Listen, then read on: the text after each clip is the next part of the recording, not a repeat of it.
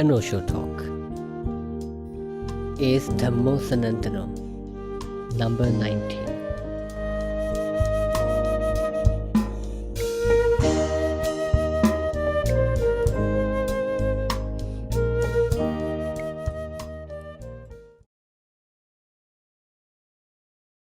यावं हि वनथो न छिच्यते अनुमत्तोऽपि नरस्य नारिषु पटीबद्धमनोनुतावसो वक्षो क्षीरपक्को वमतरे उच्छन्दसिनेह मत्तनो कुमुदं सारदिकं वपाणिना सन्ति मग्गवेव ब्रूय निब्बाणं सुगतेन देशितम् इधवस्सं वस्सिसामि इध हेमन्त गीमसु इति बालो विचिन्तेति अन्तरायं न बुध्यति तं पुत्रपशु सम्मत्तं व्यासत्तमनसं नरं सुतं कामं महोधोव मच्युआदाय गच्छति न सन्ति पुत्रा ताणाय न पिता नापि बन्धवा अन्तके नाधिपन्नः स नत्थि जाति सुताणता एतमर्थवशं झत्वा पंडितो शीलसंवतो निब्बाणगमनं मग्गं क्षिप्रमेव विशोधये।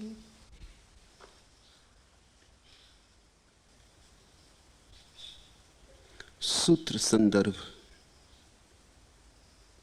भगवान श्रावस्ती नगर के बाहर ठहरे थे।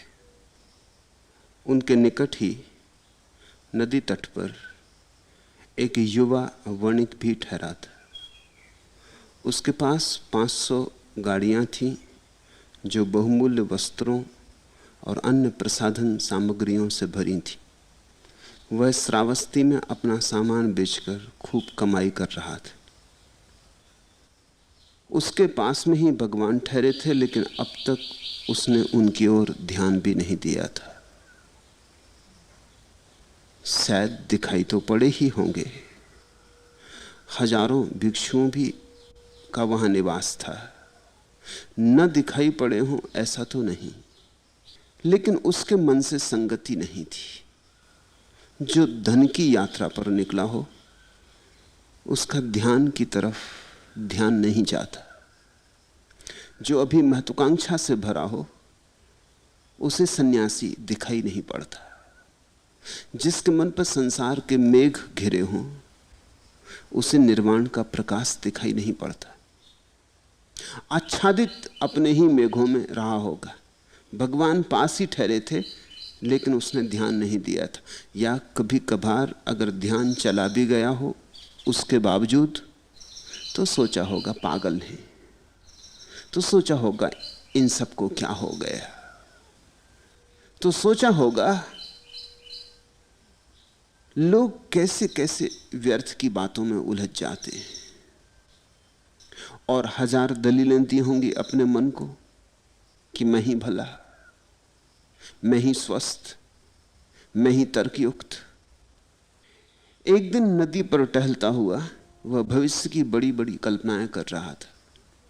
सोचता था कि धंधा यदि ऐसा ही चलता रहा तो वर्ष भर में ही लखपति हो जाऊंगा, फिर विवाह करूंगा और अनेक सुंदरियों के चित्र उसकी आंखों में घूमने लगे, और ऐसा महल बनाऊंगा, वसंत के लिए अलग, हेमंत के लिए अलग, हर ऋतु के लिए अलग, और यह करूंगा और वह करूंगा।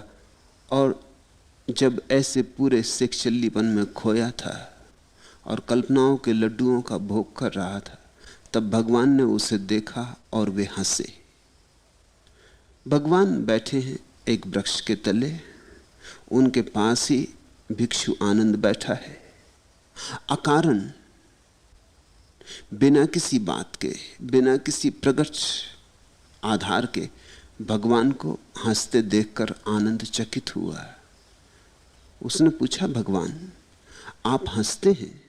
न मैंने कुछ कहा, न आपने कुछ कहा, न यहां कुछ हुआ, अकारण क्यों हंसते? किस कारण हंसते? किस बात पर हंसते? भगवान ने कहा, आनंद, उस युवा वणिक को देखते हो दूर नदी के तट पर? उसके चित्त की कल्पना तरंगों को देखकर ही मुझे हंसी आ गई। वह लंबी योजनाएं बना रहा है, किंतु उसकी आयु केवल सप्ताह भर की और शेष है। मृत्यु द्वार पर दस्तक दे रही है, पर उसे अपनी वासनाओं के कोलाहल के कारण कुछ भी सुनाई नहीं पड़ता। उसकी मूर्छा पर मुझे हंसी भी आती है और दया भी। भगवान की आज्ञा ले आनंद उस युवक के पास गए और उसे सन्निकट मृत्यु से अवगत कराया। मृत्यु की बात सुनते ही वह थर थर कांपने लगा। खड़ा था, भयभीत होकर बैठ गया।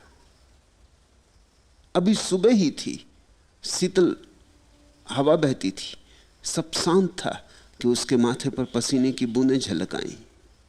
भूल गया सुंदर स्त्रियों को, भूल गया संगमरमरी महल, भूल गया हेमंत वसंत, भूल गया सब। मृत्यु सामने खड़ी हो,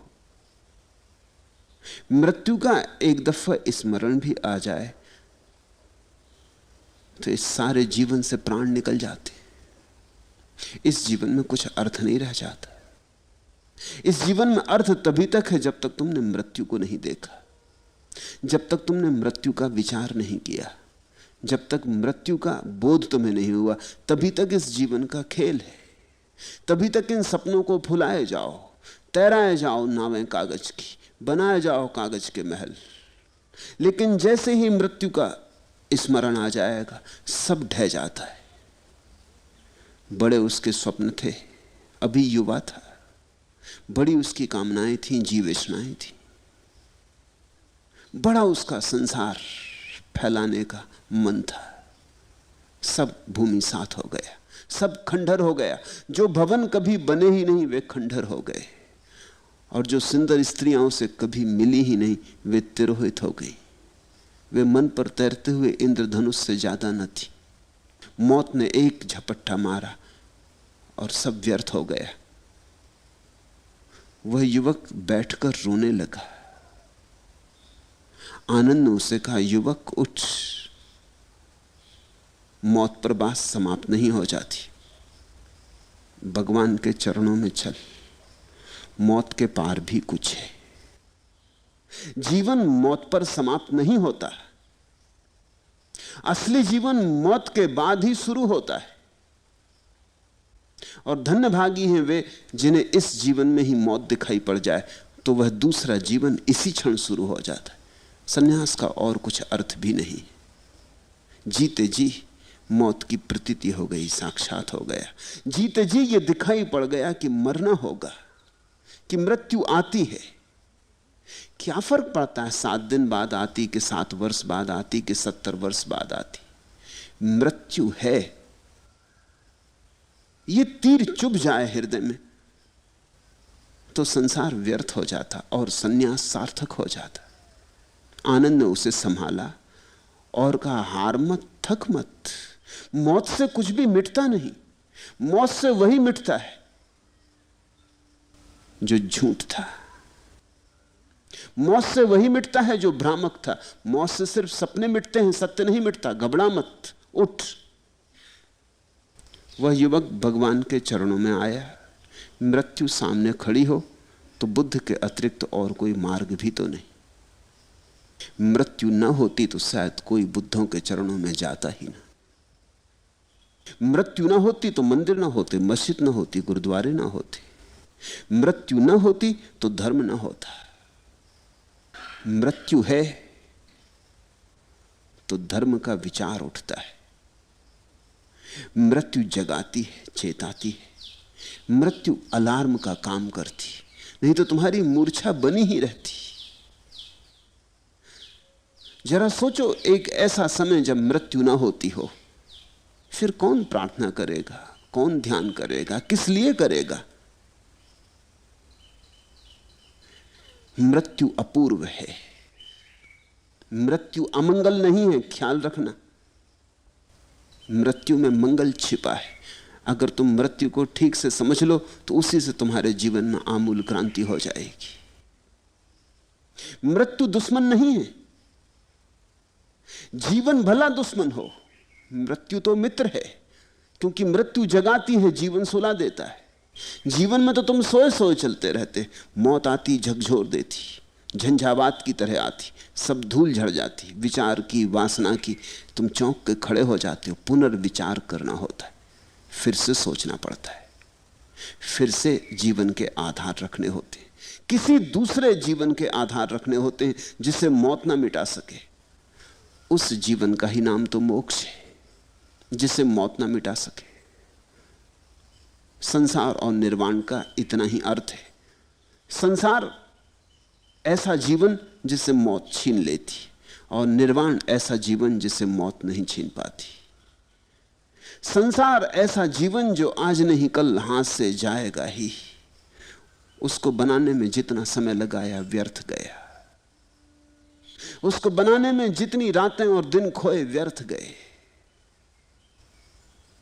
एक ऐसा भी जीवन है जहां मृत्यु असमर्थ है, जहां मृत्यु का कोई प्रवेश नहीं है। वही निर्वाण का जीवन। मृत्यु द्वार पर खड़ी हो तो अब युवक करता भी क्या? गया बुद्ध के चरणों में। अब तक तो पास रहकर भी हजारों योजन दूर था, वहीं ठहरा था। एक ही नदी तट पर दोनों ठहरे थे, लेकिन हम पास पास भी होके अपनी अपनी दुनिया में अलग अलग होते। इससे कुछ बहुत फर्क नहीं पड़ता कि तुम मेरे पास बैठे हो। हमारे शरीर एक दूसरे से सटे हों तो भी कोई फर्क नहीं पड़ता। निकटता मात्र शारीरिक निकटता नहीं है। तुम हजारों कोस दूर हो सकते हो, तुम्हारी अपनी दुनिया हो सकती, मेरी अपनी दुनिया। हम अपनी अपनी दुनिया में रहते हैं। यहां जितने लोग हैं उतनी दुनियाएं हैं, और प्रत्येक व्यक्ति अपनी दुनिया से घिरा है। और अपनी दुनिया ही इतनी बड़ी है कि दूसरे की दुनिया देखने का अवसर कहां है। अब तक तो बुद्ध के पास ही ठहरकर हजारों योजन दूर था। सुबह कभी सुनने ना आया, सांझ कभी सुनने ना आया, पास कभी आके ना बैठा, कुतूहल से भी ना बैठा। जिज्ञासा तो छोड़ो, मुमुक्षा की तो बात ही मत करो, लेकिन कुतूहल तो हो सकता था कि क्या यहां हो रहा है। लेकिन जिसका मन उलझा हो वासना में, वो एक क्षण भी व्यर्थ नहीं खोना चाहता। वासना पूरी कर लो, उतनी देर में तो थोड़ा धन और निर्मित होगा, थोड़ा सामान और बिकेगा, थोड़ी तिजोरी और भरेगी। उतना समय व्यर्थ मत करो। जिनके मन में वासना प्रगाढ़ है, वो किसी को ध्यान करते देख के कहते हैं, क्या पागलपन की बात कर रहे हो, क्यों समय गंवा रहे हो? समय धन है, समय से धन कमा लो। वे कहते हैं टाइम इज मनी। उनके मन में एक ही भगवान है, धन। धन जितना कमा लो उतना ही सार है। ये युवक निकलता रहा होगा उसी आम्रकुंज के पास से जहां बुद्ध ठहरे, जहां वो अपूर्व दिया जल रहा था, लेकिन इससे रोशनी दिखाई ना पड़ी थी। आंखें अंधी हों, सूरज भी निकले तो क्या फर्क पड़ता है। हजारों योजन दूर था, लेकिन आज अचानक मौत ने दूरी छीन ली। तो ख्याल रखना, कभी कभी आशीर्वाद अभिशाप के रूप में आते, इसलिए अभिशाप को भी एकदम ठुकरा मत देना। कौन जाने अभिशाप में ही वरदान छिपा हो। ये जो मौत आती थी करीब, इसी ने बुद्ध और इस युवक के बीच की दूरी छीन ली। ये युवक शायद अपने ही हाथ से तो कभी ये दूरी न मिटा पाता। कोई आशा नहीं दिखाई पड़ती, कोई आशा की किरण नहीं मालूम होती। ये युवक तो ऐसे ही जीता और ऐसे ही समाप्त हो जाता। इस मौत ने अपूर्व क्रांति कर दी। इस मौत ने उसके सब पुराने जाल को तोड़ दिया। 7 दिन, बस केवल 7 दिन। अब 7 दिन में ना तो महल बनाए जाते, ना सुंदरियां खोजी जाती, ना कोई अर्थ रहा। सिर्फ 7 दिन के लिए कौन इतनी झंझट लेता। आदमी तो इस भ्रांति में जीता है कि हम सदा रहेंगे। सदा रहने की भ्रांति में ही तो हम सब कुछ करते हैं। हम दुनिया में ऐसे रहते हैं जैसे हमें जाना नहीं। इंच इंच जमीन के लिए लड़ते हैं, रत्ती रत्ती धन और पद के लिए लड़ते हैं। ठहरे धर्मशाला में और इस तरह ठहर जाते हैं कि जैसे अपना घर है, अपना निवास है और सदा के लिए अपना निवास यहां होने को है। वह युवक अब तक तो हजारों योजन दूर था। अब तक उसने देखकर भी बुद्ध को देखा नहीं था। मृत्यु ने आंख की नींद छीन ली तो भगवान का सत्य उसे प्रकट हुआ। सन्यास पहली दफा अर्थपूर्ण मालूम पड़ा। जैसे अंधे को आंखें मिली, जैसे बहरे को कान मिले, वो सुनने और देखने में पहली दफा समर्थ हुआ। जैसे अंधेरे में अचानक बिजली कौंध जाए, ऐसा सब उसे स्पष्ट हो गया। एक तलवार की धार की तरह पुरानी दुनिया कट के अलग गिर गई और नई दुनिया बनाने का, अमृत की तलाश का गहन संकल्प उठा। अगर मृत्यु है तो अमृत की तलाश करनी, फिर कोई और जीवन का ढंग खोजना, कोई और शैली चाहिए। अगर यह घर घर नहीं धर्मशाला है तो फिर अपने घर की तलाश पर निकलना होगा। और 7 ही दिन बचे, जल्दी करनी होगी। मृत्यु बोध धर्म का द्वार बन जाता है। उस युवक की चेतना धारा अचानक बदल गई। कुछ की कुछ हो गई दिशा। कहां दौड़ा जा रहा था? धन, पद, प्रतिष्ठा। अचानक गंगा ने मोड़ ले लिया। अब गंगा उस दिशा में नहीं जा रही। उसने रास्ता नया ग्रहण कर लिया। भगवान ने उससे कहा, प्रिय, बुद्धिमान को भविष्य के सपनों में नहीं उलझना चाहिए। बुद्धिमान का लक्षण ही यही होता है कि वो भविष्य के सपनों में नहीं उलझता। भविष्य के सपनों में जो उलझता है उसी को हम बुद्धू कहते हैं। बुद्धू का अर्थ होता है जो नहीं है, जो अभी है नहीं, उसके संबंध में योजनाएं बना रहा है। बुद्धिमान का अर्थ होता है जो है उसमें जी रहा है। बुद्धिहीन का अर्थ होता है जो नहीं है उसमें सिर्फ सपने बना रहा है।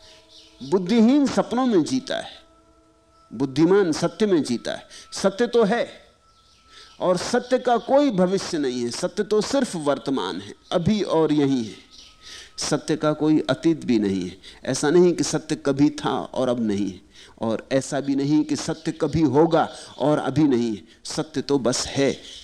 यही तो शाश्वत का अर्थ होता है। सत्य शाश्वत है। एस धम्मो सनातनो, धर्म शाश्वत है, सनातन है, सदा से है, सदा रहेगा। वर्तमान है सत्य। सत्य में सिर्फ एक ही समय होता है, वर्तमान। भविष्य सपने में, आदमी के खोपड़ी में, और अतीत भी स्मृति में। दुनिया में अधिकतर लोग या तो अतीत में जीते हैं या भविष्य में। शायद ही कोई कभी जागता है वर्तमान के इस मौजूद क्षण में। तो बुद्ध ने कहा बुद्धिमान को भविष्य के सपनों में नहीं उलझना चाहिए और ना अतीत की स्मृतियों में डूबा रहना चाहिए, क्योंकि जो जा चुका उसे जाने दो। और जो अभी नहीं आया उसको खींच खींच के सपने में मत लाओ। जो है उसमें प्रगाढ़ रूप से जागो। जो है उसमें जागने का नाम ही ध्यान है।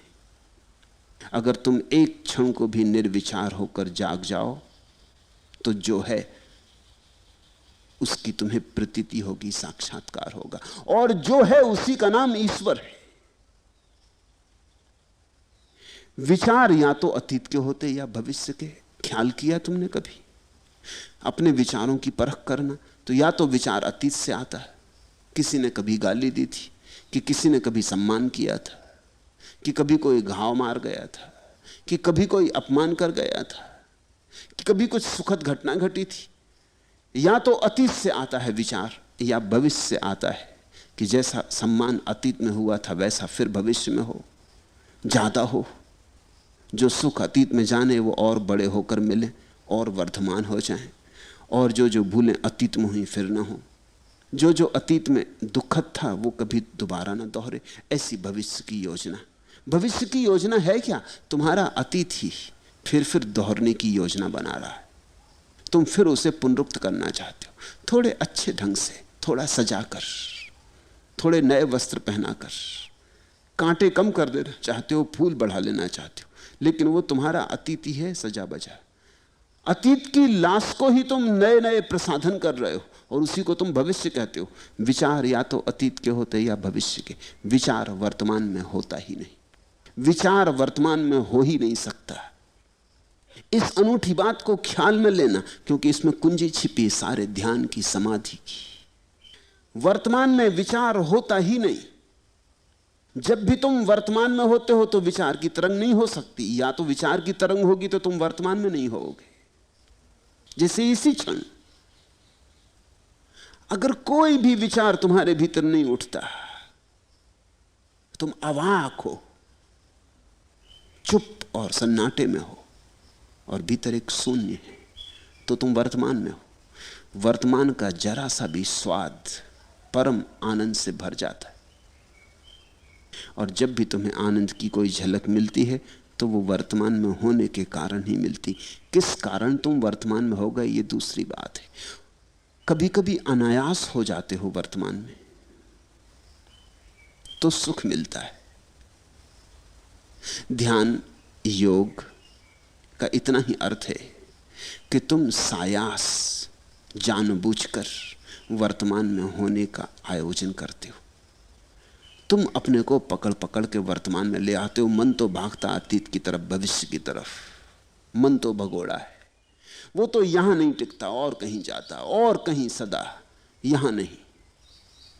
तुम उसे पकड़ पकड़ के वापस ले आते हो। तुम उसे यहां बैठना सिखाते हो। मन को सिखाते हो कि आसन लगा, यहीं रुक, कहीं मत जा। ऐसे धीरे धीरे धीरे मन को भी स्वाद लग जाता है वर्तमान का। वही स्वाद मन की मृत्यु बन जाता है, क्योंकि वर्तमान में मन होता ही नहीं। और जो मन के पार है वही बुद्धिमान है। जो मन के नीचे है वो बुद्धिमान नहीं है। तो बुद्ध ने कहा बुद्धिमान को भविष्य के सपनों में नहीं उलझना चाहिए। भविष्य में मौत के अतिरिक्त कुछ भी नहीं। ये बड़ी अनूठी बात बुद्ध ने कही। भविष्य में मौत के अतिरिक्त और कुछ भी नहीं। वर्तमान तो अभी है। वर्तमान ही जीवन है। जीवन वर्तमान में है। भविष्य में तो सिर्फ मौत होगी। कल सिर्फ मौत है और कुछ भी नहीं। तुमने ख्याल किया इस देश की भाषाओं में हमने जो शब्द चुने हैं, कल और काल, वो एक ही मूल से आते हैं। काल तो मौत का नाम है और कल भविष्य का नाम है। एक और अनूठी बात है, हम बीते दिन को भी कल कहते हैं और आने वाले दिन को भी कल कहते हैं। बीता दिन मर चुका, आने वाला दिन मरा हुआ है। बीत गई जो वो भी मौत थी, आ रही है जो वो भी मौत है। दोनों के मध्य में जैसे तलवार की ढाल पर कोई खड़ा हो, ऐसा वर्तमान खड़ा है, ऐसा जीवन खड़ा है। इसलिए परमात्मा के मार्ग को लोगों ने खडक की धार कहा है। इन दो खड्डों के बीच में बड़ी पतली सूक्ष्म रेखा पर जीना है। यह भी तुमने ख्याल किया कि काल मौत का भी नाम है और काल समय का भी नाम है। भाषाएं ऐसे ही नहीं बनती। भाषाओं में एक एक संस्कृति का पूरा पूरा अनुभव संजोया होता है। दुनिया में बहुत भाषाएं हैं, लेकिन किसी भाषा में मौत और समय का एक ही नाम नहीं है। सिर्फ इस देश की भाषा में मौत और समय के लिए एक ही नाम है। क्यों? क्योंकि इस देश के मनुष्यों ने बार बार यह अनुभव किया कि समय यानी मौत। इसलिए दोनों को एक नाम दिया है ताकि याद रहे। वर्तमान समय का हिस्सा ही नहीं है, वर्तमान है जीवन। एक बात और ख्याल ले लेना, हम आमतौर से सोचते हैं कि समय 3 खंडों में विभाजित है, अतीत, वर्तमान, भविष्य। यह बात गलत है। समय तो 2 खंडों में विभाजित है, अतीत और भविष्य। वर्तमान समय का हिस्सा नहीं, वर्तमान शाश्वत का हिस्सा है। वर्तमान से तो शाश्वत झांकता है, वर्तमान समय का भाग नहीं है। इसलिए जो वर्तमान में ठहर गया वो शाश्वत में ठहर गया, उसने शाश्वत का अनुभव पा लिया। वर्तमान में ठहर जाने को हम समाधि कहते। समाधान मिल गया, विचारों का उत्पाद गया, विचार की समस्याएं गई, उलझने गई। तो बुद्ध ने कहा, बुद्धिमान को भविष्य के सपनों में नहीं उलझना चाहिए। भविष्य में मौत के अतिरिक्त कुछ भी नहीं है। न सुंदर स्त्रियां बचाएंगी, और न धन, और न पद, और न तेरे संगमरमर के महल। मृत्यु के समय तो समाधि ही विजय लाती। मृत्यु को समाधि से जीतकर अमृत की उपलब्धि करनी होती। एक ही चीज जीतती है समय को, समाधि। एक ही चीज जीतती है समय को, समय के पार का अनुभव, समय के बाहर की कोई किरण। समय निद्रा है, जागरण की किरण, होश की किरण समय को जीत लेती। और जिसने समय को जीत लिया उसने मृत्यु को भी जीत लिया, क्योंकि वो दोनों वो एक दूसरे के पर्याय हैं। समय का जोड़ मृत्यु है, समय मृत्यु के आने का ढंग है। तुम जिस दिन पैदा हुए उसी दिन से मर रहे हो, हालांकि तुम इसको जीवन कहते हो। जिस दिन से पैदा हुए उस दिन से सिवाय मरने के और तुमने कुछ भी नहीं किया है। एक बात सतत हो रही कि तुम मर रहे हो, मरते जा रहे हो। एक दिन बीता, एक दिन और मर गए, एक वर्ष बीता, एक वर्ष और मर गए। तुम हर वर्ष जन्मदिन मनाते हो, उसे जन्मदिन नहीं कहना चाहिए, उसे मृत्यु दिन कहना चाहिए, क्योंकि जन्म तो उससे दूर होता जा रहा है, मृत्यु करीब आ रही। एक वर्ष और मर जाता, तुम उसको जन्मदिन कहते हो। तुम एक वर्ष और मर चुके, अब तुम्हारी जिंदगी और थोड़ी बची, तुम्हारा और एक हिस्सा मर गया। अब तुम उतने जीवित नहीं हो जितने एक वर्ष पहले थे। जैसे ही बच्चा मां के पेट से पैदा हुआ, मरना शुरू हो गया। 70 साल लगेंगे मौत को आने में, धीरे धीरे आती है। लेकिन समय मौत के आने का ढंग है। समय समझो कि मौत का वाहन है। समय के वाहन पर सवार होकर मौत आती, तो समय तो मौत की सेवा में संलग्न है। और जब तक तुम समय में जीते हो तब तक तुम मौत के अंतर्गत रहोगे, तब तक मौत का तुम पे कब्जा रहेगा। समाधि का अर्थ होता है समय के पार हो जाना। इसलिए सारे शास्त्र, सारे जगत के शास्त्र एक बात कहते हैं, समाधि है समय के पार हो जाना। एक ऐसी चैतन्य की दशा जहां समय बिल्कुल मिट जाता है, समय होता ही नहीं, घड़ी चलती ही नहीं, न दिन होती न रात, न कुछ आता न कुछ जाता, कुछ हिलता भी नहीं, कंपन भी नहीं होता, सब ठहर जाता है। जीसस से उनका एक शिष्य पूछता है मरने के एक दिन पहले कि आपके स्वर्ग के राज में खास बात क्या होगी। और जीसस ने जो उत्तर दिया वो बड़ी हैरानी का है। शिष्य ने तो सोचा भी ना होगा कि ऐसा उत्तर मिलेगा। शिष्य ने सोचा होगा कि जीसस कहेंगे कि बड़ा महासुख होगा, आनंद होगा, शराब के चश्मे बहेंगे, सुंदर अप्सराएं उपलब्ध होंगी, कल्प वृक्ष होंगे, उनके नीचे तुम बैठना और मजे करना। आदमी पूछता ही इसी तरह की बातों के लिए।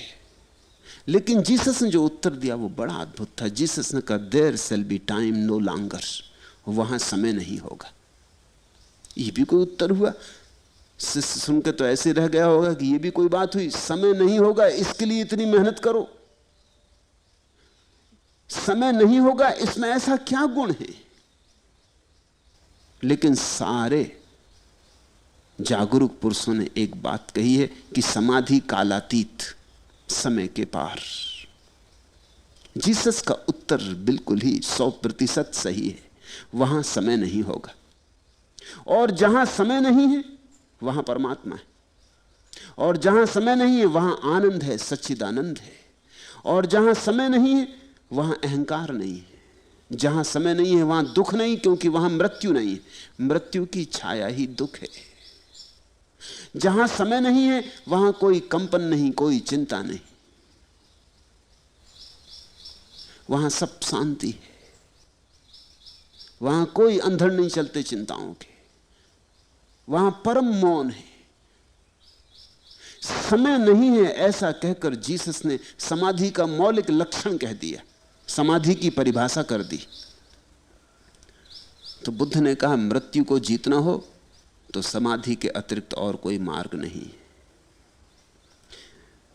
वह युवक भगवान के चरणों में ही रुक गया। उसने लौटकर भी वे 500 गाड़ियां जो नदी तट पर सामानों से भरी खड़ी थीं उनकी तरफ फिर नहीं देखा। कैसी क्रांति हुई! अभी एक दिन पहले वे गाड़ियां ही सब कुछ थीं, उनमें भरा हुआ सामान ही सब कुछ था। रात सो भी नहीं पाता था, वही चिंता पकड़े रहती थी, कोई चोर चोरी ना कर ले, कोई नौकर धोखा ना दे जाए। रात में उठ उठ आता था, देख देख आता था, चक्कर मार आता था।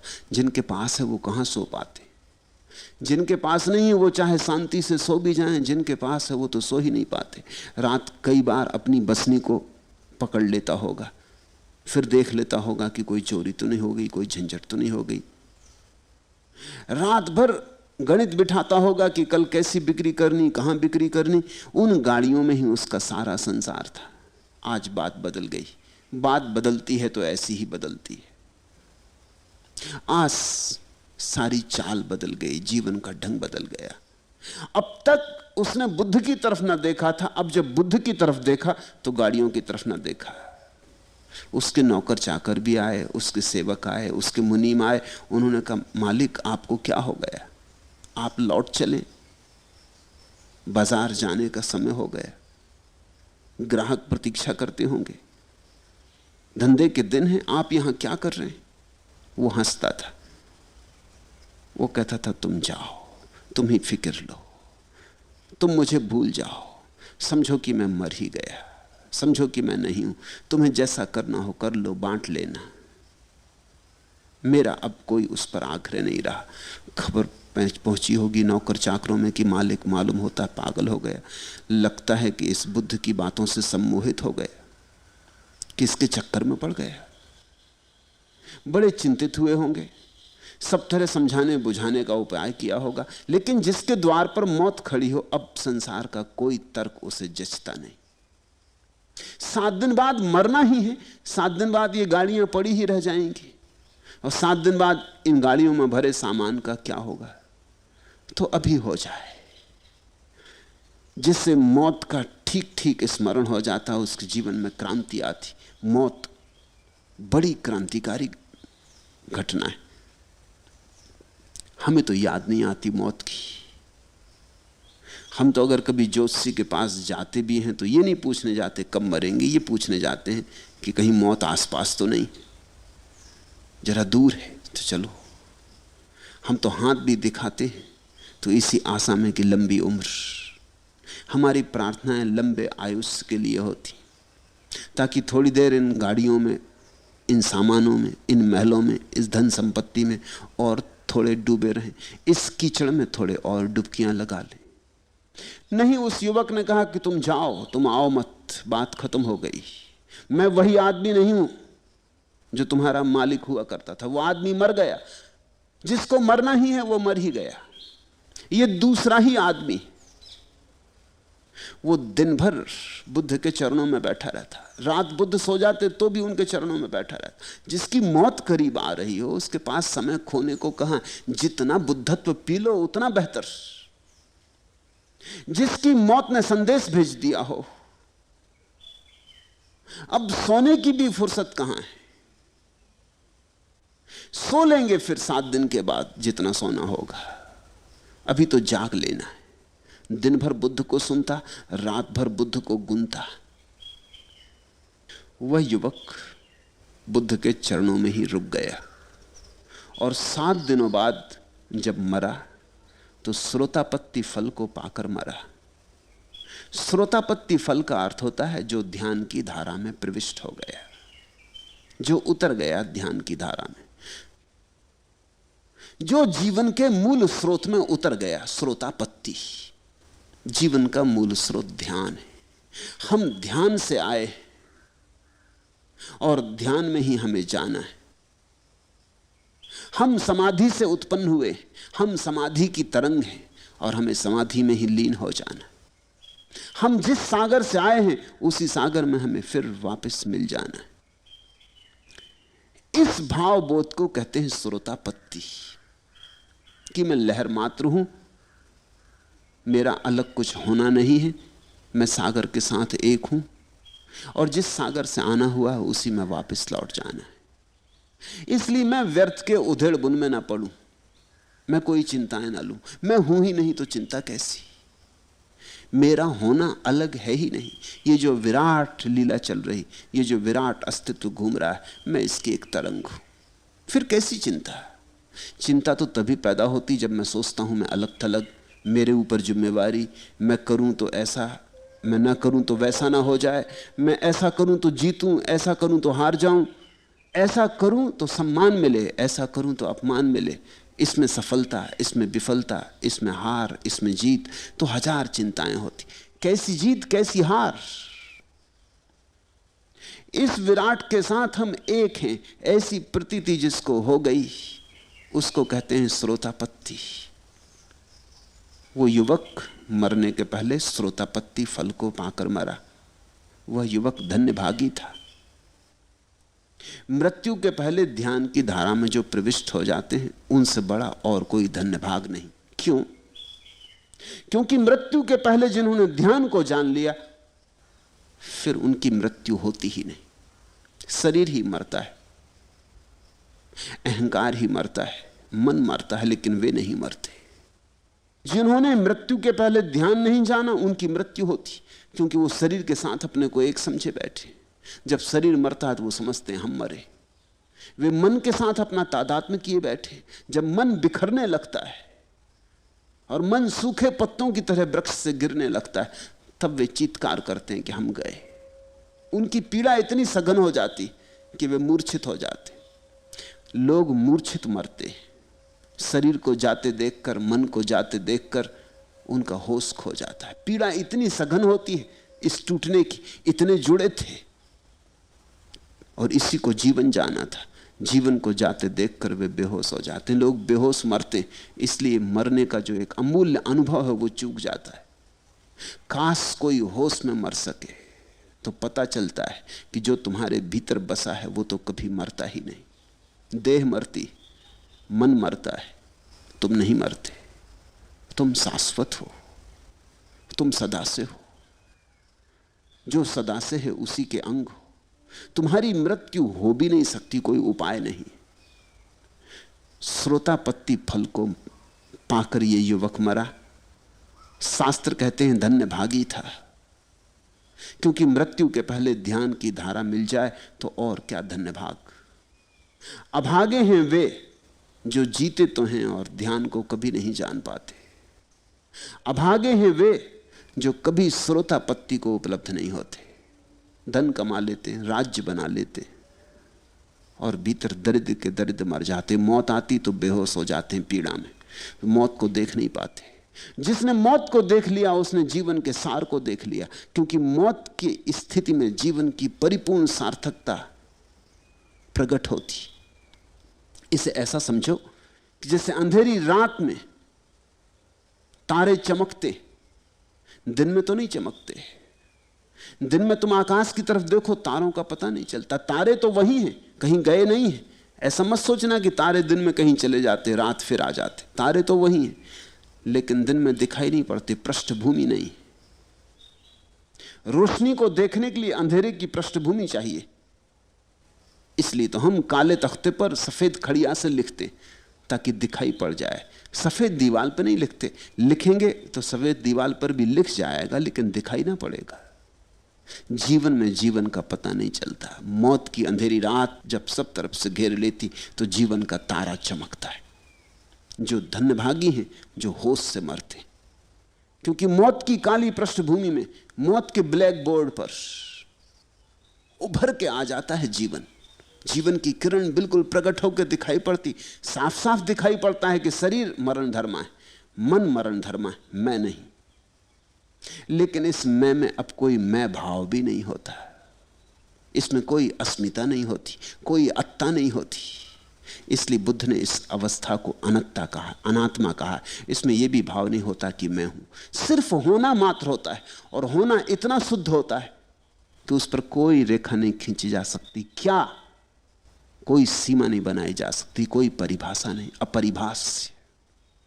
शास्त्र कहते हैं सुबह का भूला सांझ को भी घर आ जाए तो भूला हुआ नहीं कहाता है। ये 7 दिन पहले घर आ गया, देर से आया, खूब देर करके आया, लेकिन देर से भी कोई आ जाए तो भी आ गया। सुबह का भूला सांझ भी घर आ जाए तो भूला नहीं कहाता। आ तो गए, देर से ही सही, भटक कर ही सही, लेकिन आ तो गए, समय के पूर्व आ गए। उस युवक की मृत्यु एक दर्शन बन गई, एक साक्षात्कार।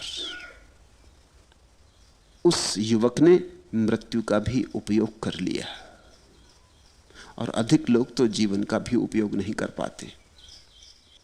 मूर्छित हो तो जीवन भी असार है, जागृत हो तो मृत्यु भी असार नहीं है।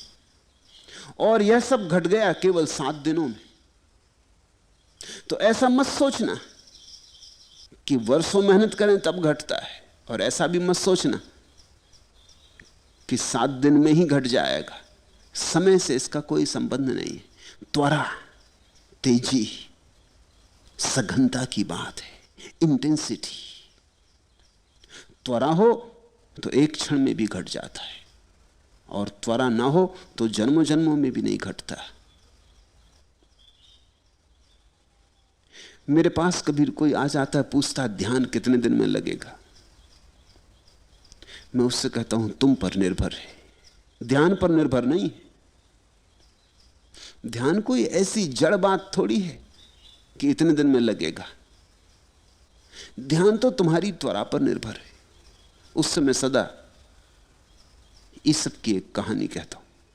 ईसप एक रास्ते से जा रहा है, बूढ़ा हो गया है, और एक युवक रास्ते पर आता है, वो भी उसके साथ हो लेता है।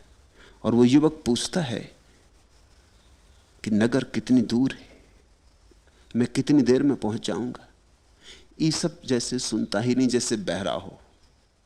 वो युवक जोर से पूछता है, सोच के कि बूढ़ा शायद बहरा है। वो जोर से पूछता है कि आपने सुना नहीं महान भाव, मैं पूछता हूं नगर कितनी दूर है और हम कितनी देर में पहुंच जाएंगे। फिर भी ईसप ऐसे ही सुनता है जैसे अब भी नहीं सुना। ये देख के कि ये महावधिर है, वो युवक तो तेजी से आगे बढ़ जाता है। वो कोई 50 कदम आगे गया है कि ईसप ने चिल्लाया कि रुक भाई, 1 घंटा लगेगा। वो युवक बोला, अचानक आप जिंदगी में वापस लौट आए, आप कहां चले गए थे? मैं 2 बार पूछा, चिल्ला के पूछा। उसने कहा कि जब तक तुम्हारी चाल ना देख लूं कैसे कहूं। गांव की दूरी, गांव में कब तक पहुंचोगे, तुम्हारी चाल पे निर्भर है। अब मैंने तुम्हारी चाल देख ली, तेज है चाल, घंटे भर में पहुंच जाओगे। मेरी बात पूछते हो तो मैं तो 3 घंटे लगेंगे, बूढ़ा आदमी हूं, समय की बात नहीं है, त्वरा की बात है। और यह सब घट गया केवल 7 दिनों में। त्वरा का प्रश्न है, समय का नहीं। समझ का प्रश्न है, समय का नहीं। साधना का प्रश्न है, समय का नहीं। वह अपूर्व घटना कभी तो एक क्षण में घट जाती है और कभी जन्मों जन्मों भी नहीं घटती। सब व्यक्ति पर निर्भर है, सब तुम पर निर्भर है। कितनी प्यास, कितना प्रयास, सब प्यास और प्रयास पर निर्भर है। कितना तुम अपने जीवन को दांव पर लगाते हो। उस युवक ने पूरा लगा दिया होगा, अब बचाने में कोई अर्थ भी ना था। 7 दिन बाद जीवन हाथ से छूट ही जाएगा। उसने पूरा ही दांव पर लगा दिया होगा। हम लगाते भी हैं दांव पर तो बड़ी कंजूसी से लगाते हैं। हम कभी ध्यान भी करते हैं तो कुनकुने कुनकुने, कभी प्रार्थना भी करते तो ऐसे ही कर ली, प्राण नहीं रखते। उस पर सारा जीवन निर्भर है, ऐसा भाव नहीं करते। हमारे भाव में सघनता नहीं होती। कर लिया जैसे कर्तव्य था, कर लिया। मैंने सुना है एक धनपति धर्म में जरा भी उत्सुक न था।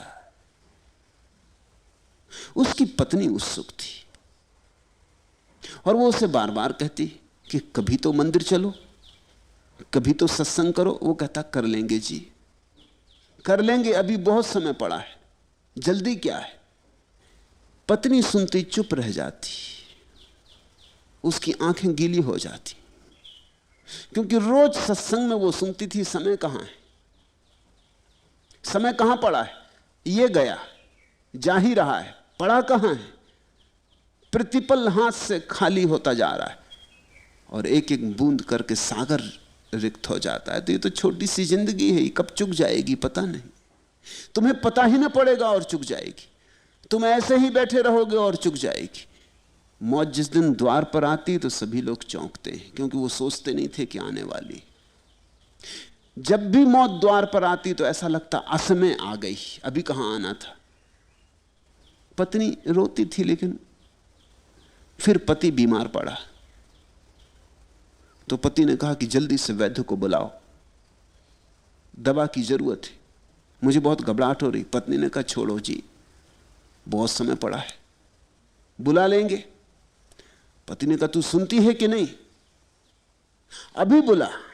उसकी पत्नी ने कहा लेकिन जल्दी क्या है, जब धर्म कभी तो दवा अभी क्यों। क्योंकि मैं तो सत्संग में सुनती हूं कि धर्म दवा है,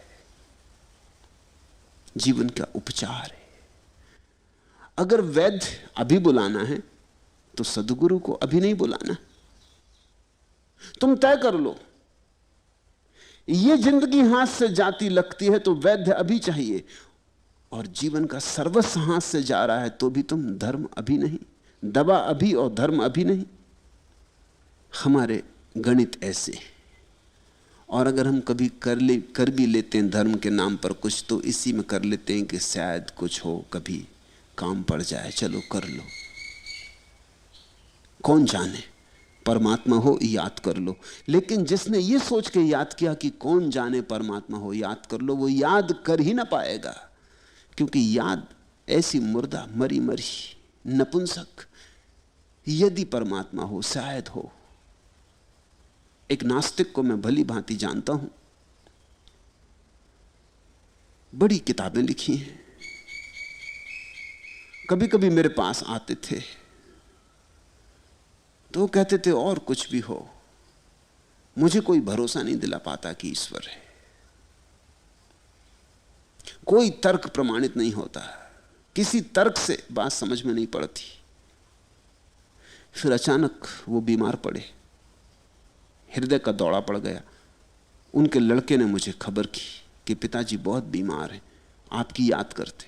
तो मैं भागा गया, कमरे में गया तो आंख बंद करे राम राम जप रहे थे। जब मैंने उनके ओंठ देखे और राम राम धीरे धीरे उनको जपते देखा तो मैं बहुत चौंका। मैंने उनका सिर हिलाया, उन्होंने कहा कर क्या रहे हो, मरते वक्त सब खराब किए ले रहे हो, ये राम राम। उन्होंने कहा पता नहीं, अब हो ही, कौन जाने, अब इस वक्त तो कर ही लूं, कौन जाने। मगर मैंने कहा यह बेकार होगा। तुम अभी भी ये जान रहे हो कि है तो नहीं, मगर शायद से जो बात शुरू होती है उस पर कोई दांव थोड़ी लगाता है। निश्चय पर जो बात होती है उस पर कोई दांव लगाता है। जो तुम्हारे प्राणों में गहरी प्रतिष्ठित हो जाती है उस पर कोई दांव लगाता है, और जो दांव लगाता है वही पाता है। अगर तुम चूकते हो तो याद रखना कि चूकते इसलिए हो कि दांव नहीं लगाते हो। मुझसे लोग आके कहते हैं कि हम ध्यान करते तो हैं लेकिन होता नहीं।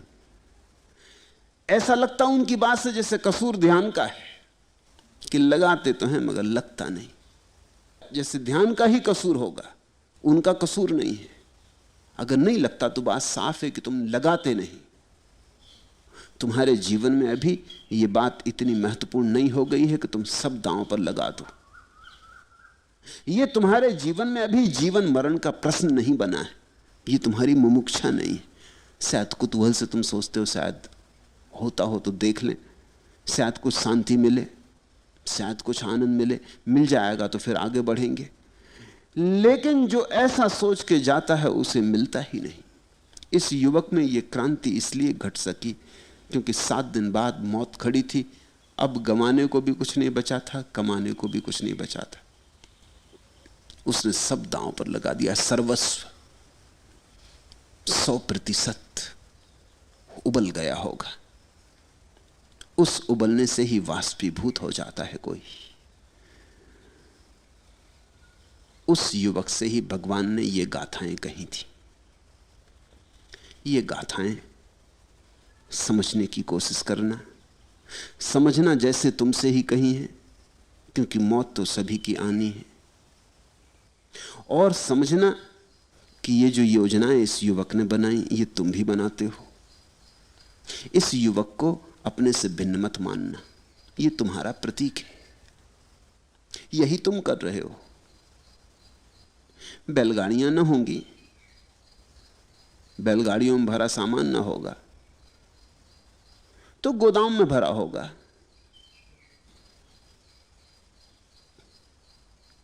नदी तट पर तुम न ठहरे होगे, समय के तट पर तो ठहरे ही हो। शायद वे ही सुंदरियां तुम्हारे मन में न घूम रही होंगी जो उस युवक के मन में घूमती थी, लेकिन कोई और सुंदरियां घूम रही होंगी। शायद वैसे ही महल तुम न बनाना चाहते हो जैसा युवक बनाना चाहता था, लेकिन महल तो बनाना ही चाहते होगे। इससे फर्क नहीं पड़ता। यह कहानी तुम्हारी कहानी। इसे तुम ऐसे समझना जैसे तुम ही हो वह युवक, और मैं तुमसे कहता हूं कि तुम ही हो वह युवक। और यह भी मत सोचना कि तुम्हारी उम्र ज्यादा हो गई अब तुम युवक कैसे हो सकते हो। कुछ फर्क नहीं पड़ता। कामना सदा जवान रहती। कामना कभी बूढ़ी होती ही नहीं। बूढ़ी हो जाए तो बुद्धत्व करीब आ जाए। कामना सदा जवान रहती, बूढ़े से बूढ़े आदमी की जवान रहती। इसलिए ये जो कथा है कहती वो युवक था। वासना सदा युवा है, मरते दम तक युवा रहती, बूढ़ी होती ही नहीं। मैंने सुना है मुल्ला नसरुद्दीन एक गांव में से गुजर रहा है और एक वैश्या को निकलते देख कर उसने सीटी बजाई। वैश्या ने भी कहा शर्म नहीं आती। बाल सफेद हो गए तो मुल्ला ने जल्दी से टोपी उठा के बाल दिखाए। बाल काले थे। वैश्या भी हैरान हुई। उसने कहा कल ही तो मैंने देखे थे कि सफेद थे, तो तुमने रंग लिए। रंगने से क्या होगा? मुल्ला ने कहा बाल मत देख, हृदय तो अभी भी काला है। बाल के सफेद होने से क्या होता है? हृदय अभी भी काला है। वासना सदा जवान है। मुल्ला बैठा है अपने छज्जे पर और जल्दी से नौकर को आवाज देता है कि फजलू मेरे दांत ले आ, जल्दी कर। फजलू भागा, दांत लाता, कहता है इतनी जल्दी क्या, अभी कुछ खा पी भी नहीं। उसने कहा कि नहीं, एक सुंदर स्त्री निकलती थी, सीटी बजाना चाहता। अब दांत भी नहीं रहे हैं, अभी दांत भी नकली हो गए हैं, मगर सीटी तो असली। आदमी के बूढ़े होने से कुछ बूढ़ा नहीं होता। वासना तो जवान ही बनी रहती, अस्थि पंजर रह जाते हैं फिर भी वासना जवान रहती, मौत दरवाजे पे खड़ी हो जाती फिर भी वासना जवान रहती। इसलिए कथा कहती है युवक। वो युवक था या नहीं ये बात बड़ी नहीं, उसकी उम्र कितनी थी ये कथा नहीं कहती कुछ, कथा इतनी कहती युवक था और वासनाओं में डूबा था। तुम्हारी कथा है यह, यही तुम्हारी वासनाएं, भविष्य के सपने, ऐसा करेंगे वैसा करेंगे। जब तक आदमी संन्यास्त न हो जाए तब तक सेक्चिल्ली होता ही है। सेक्चिल्ली का अर्थ ही ये होता है कि वो बस पानी के बबूले उठाता रहता और सोचता है कि संसार निर्मित कर रहा है। बबूले फूटते भी हैं तो भी अनुभव से कुछ सीखता नहीं। बुद्ध ने इस युवक को कहा कि 7 दिन बचे हैं तेरी जिंदगी के और अब तू सोच ले क्या करना है। स्वभावतः तुम कहोगे हमारी जिंदगी के 7 दिन तो नहीं बचे, कौन जाने 7 भी ना बचे हो या 70 बचे हो, इससे क्या फर्क पड़ता है। इससे कुछ भेद नहीं पड़ता कि तुम कितने दिन जियोगे। एक बात तय है कि मौत होने को है। इस जीवन में मौत के अतिरिक्त और कोई बात सुनिश्चित नहीं है, और सब चीजें अनिश्चित हैं। धन मिलेगा नहीं मिलेगा, पद मिलेगा नहीं मिलेगा, चुनाव जीतोगे कि हारोगे, सब अनिश्चित है। मगर मौत निश्चित है। गरीब की होगी, अमीर की होगी, हारे की होगी, जीते की होगी, मौत निश्चित है। ये बड़ी अनूठी बात है कि इस जीवन में सिर्फ एक ही बात बिल्कुल निश्चित है और वो मौत है, और सब बातें अनिश्चित है, हों भी ना भी हों। इस निश्चित मौत की याद दिलाने को बुद्ध कह रहे हैं इस कथा में कि उस युवक को उन्होंने कहा कि तेरे केवल 7 दिन बचे, इससे तुम 7 दिन का हिसाब मत रखना। उन्होंने सिर्फ इतनी बात कही कि युवक तेरी मौत निश्चित है, निश्चय का ख्याल करना। कि बुद्ध ने उसकी मौत निश्चित बता दी कि यह निश्चित हो रही है, यह होने वाली है, यह बस 7 दिन बचे, तुम्हारी भी मौत निश्चित है। तब तुम इन सूत्रों को ठीक से समझ पाओगे। यावम ही वनियो न छिज्जति अनुमत्तोपि नरस्सु नारिसु पटिबद्ध मनो नूताव सो बच्छो खीरपको व मातरी। कहा उस युवक को कि हे युवक, जब तक पुरुष की स्त्री के प्रति काम वासना अणु मात्र भी शेष रहती है तब तक वह वैसे ही बंधा रहता है जैसा दूध पीने वाला बछड़ा अपनी माता से बंधा रहता है। इस जगत में समस्त कामनाओं के मूल में काम वासना है, और सारी वासनाएं गौण है। धन की आकांक्षा गौण है। धन आदमी चाहता है इसीलिए है कि धन के माध्यम से सुंदर स्त्री सुंदर पुरुष पा सकेगा। पद भी चाहता है इसीलिए है कि पद की आड़ में फिर वासना के खूब खेल खेले जा सकेंगे। आदमी तो स्वर्ग तक इसीलिए चाहता है कि अप्सराएं उपलब्ध होंगी और हूरें उपलब्ध होंगी और गिलमे उपलब्ध होंगे। अगर हम आदमी की सारी वासनाओं में गौर से झांकें तो सारी वासनाओं के पीछे छिपी हुई हम काम वासना पाएंगे। काम वासना मूल वासना है, शेष वासना है उसी की शाखाएं प्रशाखाएं। स्वभावतः धनी हो तो ज्यादा स्त्रियां इकट्ठी कर सकता है। तुम पढ़ते ही हो कहानियां शास्त्रों में, राजाओं की हजारों स्त्रियां। गरीब आदमी तो एक ही स्त्री पाल ले तो मुश्किल में पड़ जाता है। पुराने दिनों में कितनी स्त्रियां हैं किसकी, इसी से उसके धन का हिसाब लगाया जाता था।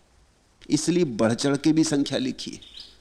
कृष्ण की 16,000 स्त्रियां, ये संख्या जरा बढ़ चढ़ के लगती, नहीं तो कृष्ण पागल हो गए होते। ये संख्या कुछ जस्ती नहीं, एक स्त्री पागल कर देने को काफी है। 16,000 थोड़ा सोचो तो, 16,000 स्त्रियों का तो हिसाब भी रखना मुश्किल हो जाएगा।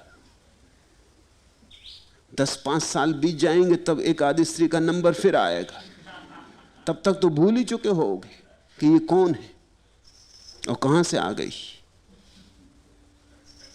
जरा सोचो तो कि 16,000 स्त्रियों में घिरे कृष्ण कितने ही पूर्ण अवतार रहे हो, पागल खाने में पहुंच गए होते। 16 रही होंगी, मगर क्यों 16,000 लिखी हैं? लिखी इसलिए हैं कि उन दिनों एक ही मापदंड था धनी का। कितनी स्त्रियां, जितनी ज्यादा हो उतना धनी। स्त्री से धन नापा जाता था, स्त्री को धन कहा जाता था। एक स्त्री तो आदमी गरीब, जरा पैसे वाला हुआ तो 10-5, और पैसे वाला हुआ तो 100-200, चाहे उन स्त्रियों से उसका संबंध भी ना हो, चाहे उन स्त्रियों से उसका कोई नाता भी ना हो, लेकिन स्त्रियां इकट्ठी कर लेना जरूरी था। जितना बड़ा रनिवास उतना बड़ा साम्राज्य। समय समय पर आधार बदल जाते हैं। जैसे अमेरिका में किसके पास कितनी कारें, वो आदमी उतना धनी। तुम्हारे पास एक ही कार वाला गैरेज है, तुम गरीब आदमी। 2 कार वाला गैरेज है, तुम जरा बड़े आदमी। किस ढंग की कार उपयोग करते हो? सेवरलेट, तुम गरीब आदमी। कैडिलक, लिंकन, बड़े आदमी। समय समय पर धाराएं बदल जाती, लेकिन कोई ना कोई मापदंड बना रहता है। अब अमेरिका में स्त्री से भी ज्यादा बहुमूल्य लगता है कार हो गई। अगर किसी आदमी से कहो कि एक सुंदर स्त्री चुननी है कि एक सुंदर कार, तो वो कहेगा स्त्री तो फिर कभी चुन लेंगे, पहले कार। और कार है तो स्त्री चुनने में सुविधा होती है, ये बड़ा मजा है। मैंने सुना एक युवक अपनी प्रेसी को लेकर घर आया, उसके बाप ने लड़की देखी तो वो जरा दुखी हुआ। ढंग ढोल की नहीं थी, शक्ल भी आकर्षक नहीं थी, बिल्कुल घरेलू ढंग की थी। जब लड़की चली गई तो उसने अपने बेटे से कहा कि मैं सोचता था कि तुझ में थोड़ी बुद्धि है, तू जरा ढंग से चुनेगा, सोच के चुनेगा। ये कहाँ की लड़की चुन ली? उसने कहा और क्या सोचते हो, वो पुराने ढंग की कार, फोर्ड का पुराना मॉडल, उसमें इससे बेहतर लड़की मिल सकती? अमेरिका में अब किस युवक के पास कितनी कीमती कार है उस पर निर्भर करता है कि उसे कितनी सुंदर लड़की मिल सकेगी। हो सकता है कार के चुनाव में भी पीछे स्त्री का ही चुनाव, और इस बात को विज्ञापन दाता ठीक से समझते हैं।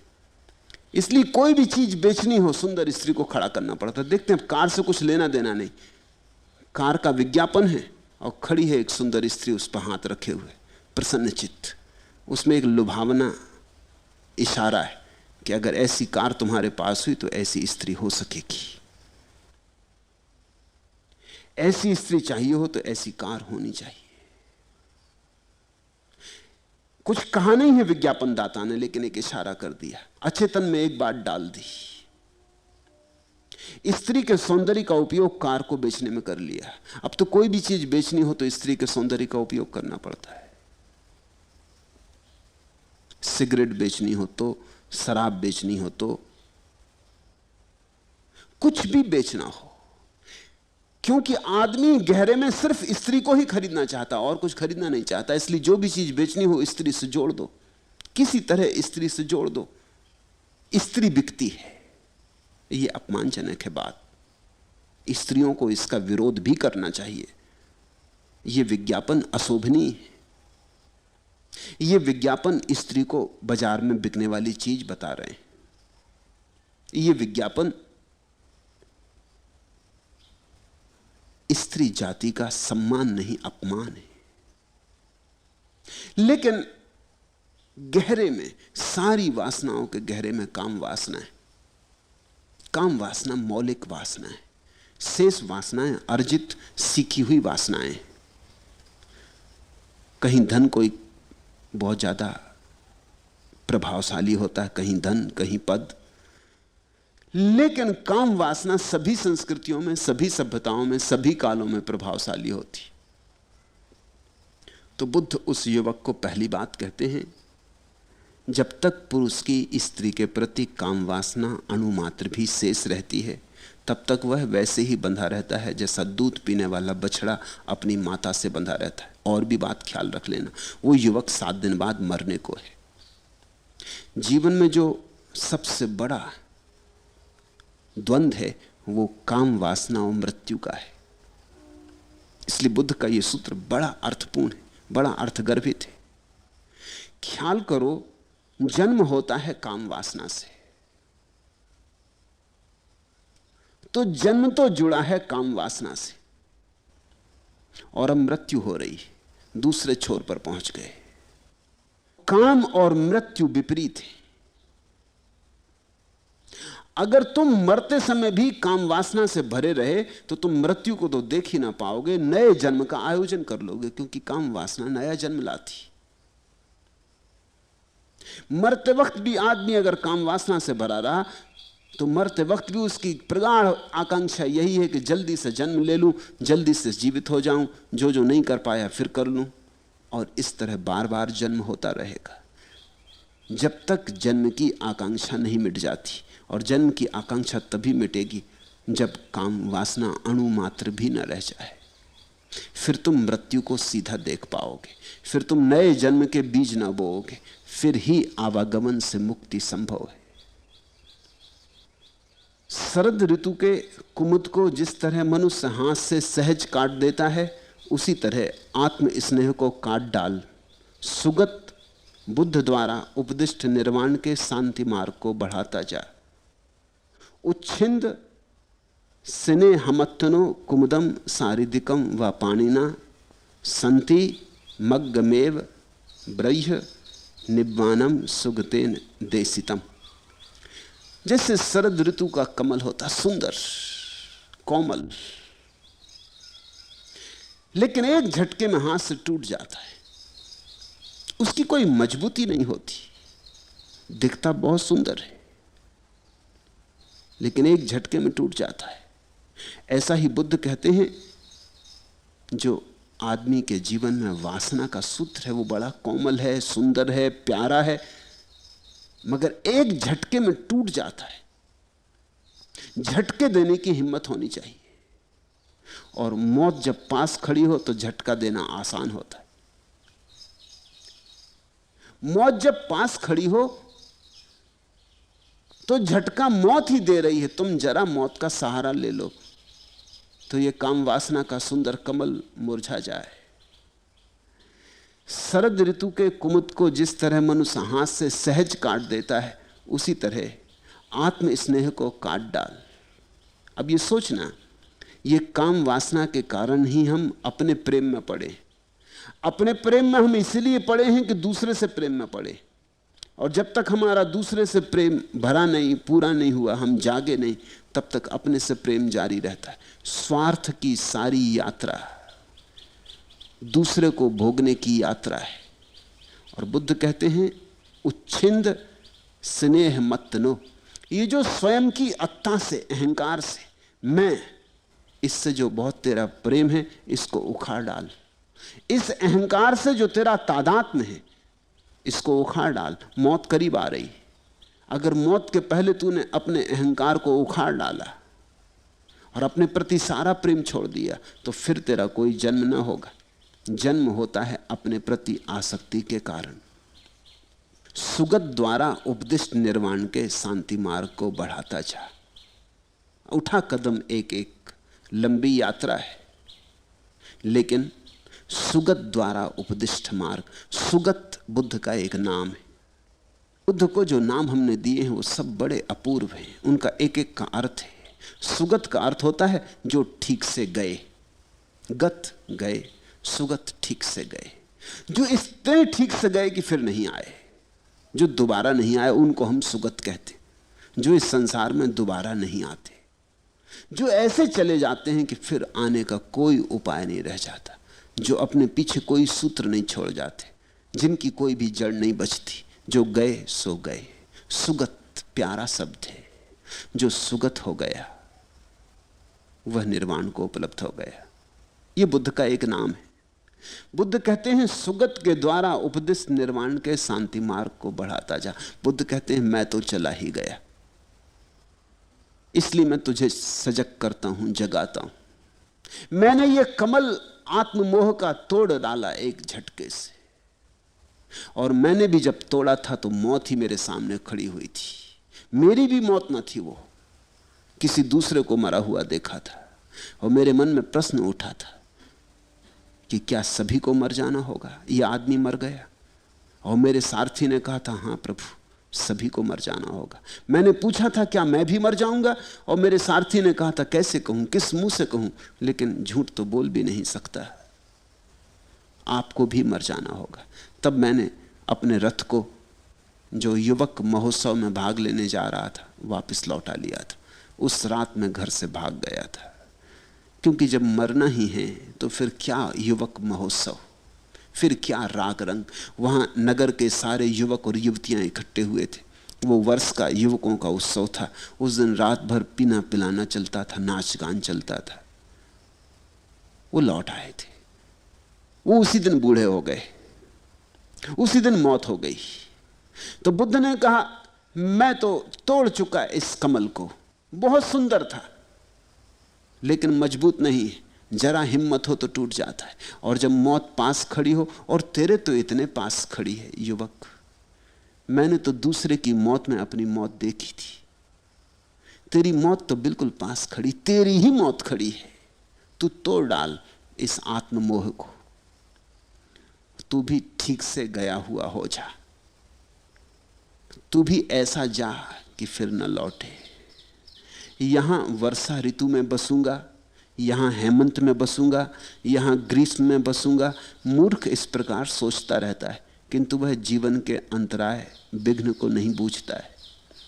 इध वत्सम वसिस्सामि इध हेमंत गिमहस्सु इति बालो विचिंतेति अंतराय न बुझ्यति। पागल हैं, मूढ़ हैं वे जो सोचते हैं ऐसा भवन बनाएंगे, वसंत में इस भवन में रहेंगे, हेमंत में इस भवन में रहेंगे, ग्रीष्म काल में यहाँ बिताएंगे, शीतकाल वहाँ बिताएंगे, वर्षा वहाँ रहेंगे। मूढ़ हैं वे लोग जो समय की इस रेत पर भवन बनाने की सोचते हैं।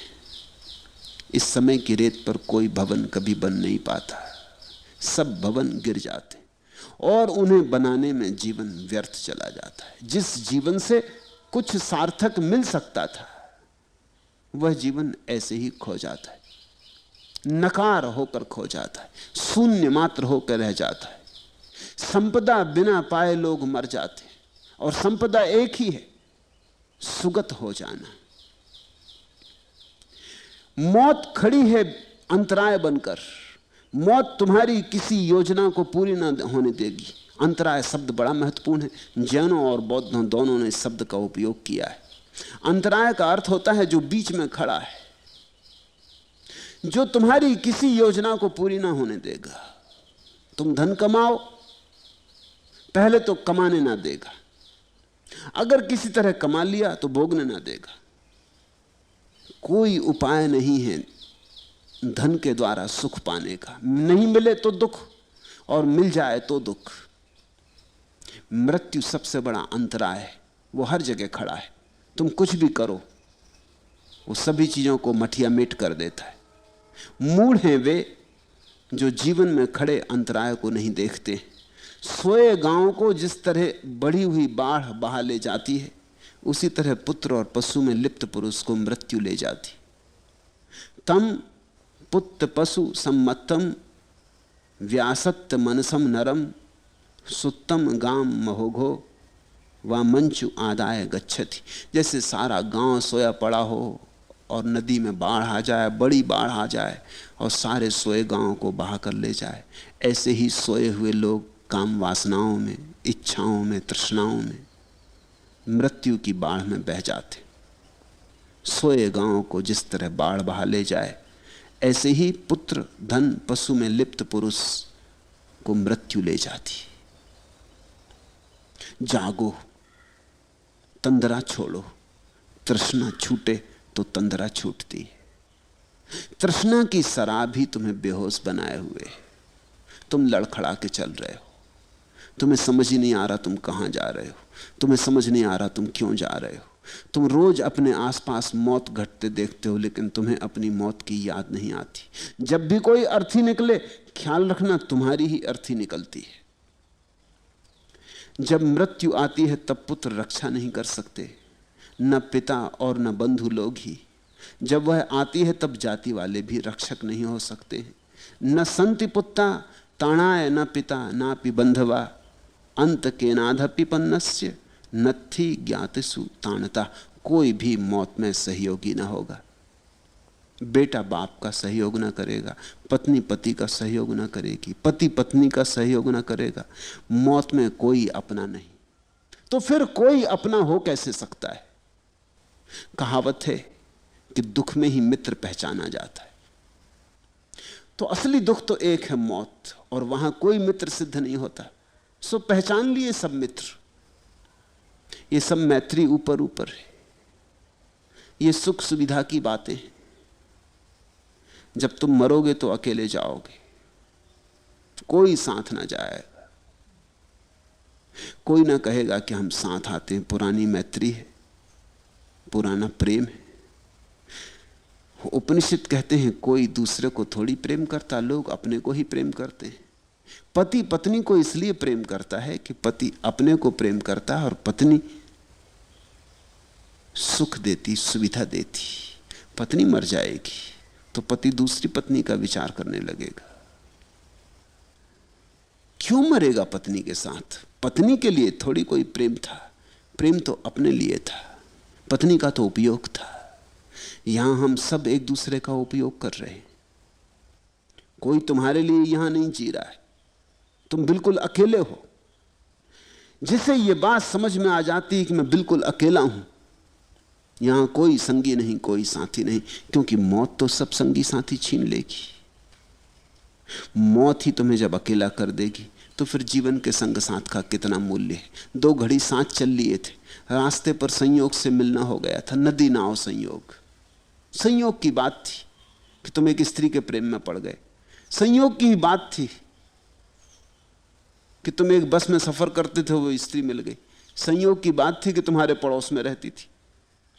संयोग की बात थी कि एक ही स्कूल में पढ़ने चले गए थे। संयोग की बात थी प्रेम हो गया। संयोग की बात थी तुम एक दूसरे से बंध गए और एक दूसरे के सुख दुख के साथ ही अपने को मानने लगे। एक दिन संयोग टूट जाएगा। जैसे रास्ते पर चलते वक्त कोई मिल जाता है, 2 घड़ी साथ चल लेते हैं, फिर रास्ते अलग हो जाते। मौत सबके रास्ते अलग कर देती। मौत बड़ी उद्घाटक है। मौत चीजों को साफ साफ कर देती, जैसी असलियत है वैसा प्रकट कर देती।